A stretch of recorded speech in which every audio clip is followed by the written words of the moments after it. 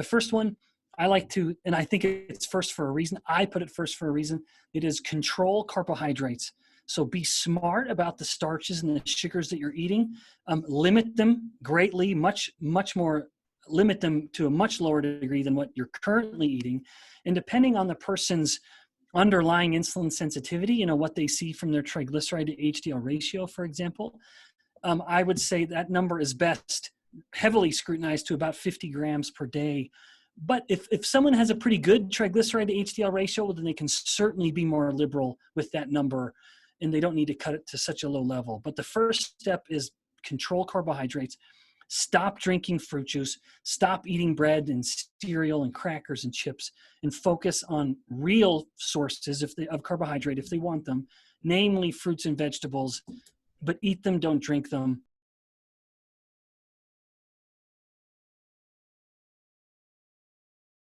The second variable is prioritize protein. Make sure if you want to age well, eat enough protein and get the right kind of protein. There is a number. Stu Philips in Eastern Canada found that 1.6 grams of protein per kilogram of ideal body mass, that's an optimal range. Plant protein is inferior to animal protein in every way. The amino acid profile is not comparable. It is far superior in animal proteins. And animal proteins also are cleaner, and that might be surprising to say, but all plant proteins, to my knowledge, have molecules in the plant protein that will inhibit the body's ability to digest the plant protein. Like phytic acids or tannins or trypsin inhibitors. These are found in all plant proteins, and that further exacerbates the lower biological value of the plant protein.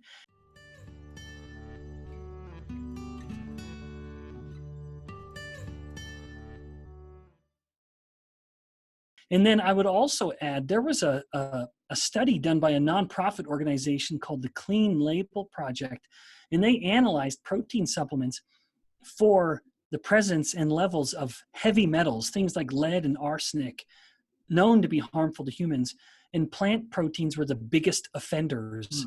And that's a consequence of basically what we've done here. Plants are so naturally so deficient in protein that when you're trying to get protein from a pea, you've got to get 1,000 peas together to get one serving of protein. And the protein is what you want to get, although again, it's not as high value as you think. In the process of concentrating those peas, you're also going to get things you don't want, like the natural minerals or metals that every plant is pulling up from the soil. But when you're just eating peas, it is such an insignificant amount. It's so little. But when you're now concentrating the peas to get to the protein, you're also getting these metals with them. And so you have potentially what they call toxic levels of these heavy metals.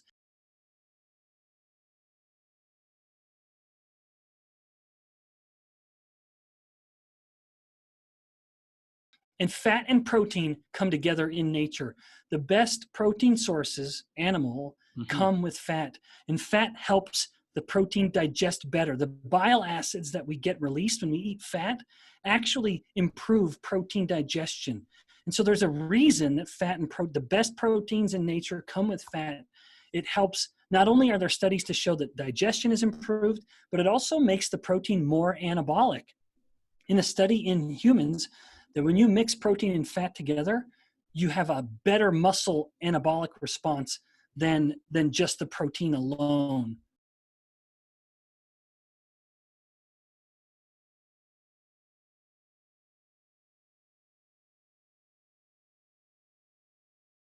DoctorsToTrust.com, world's #1 site for short, annotated nutrition videos designed to share with loved ones.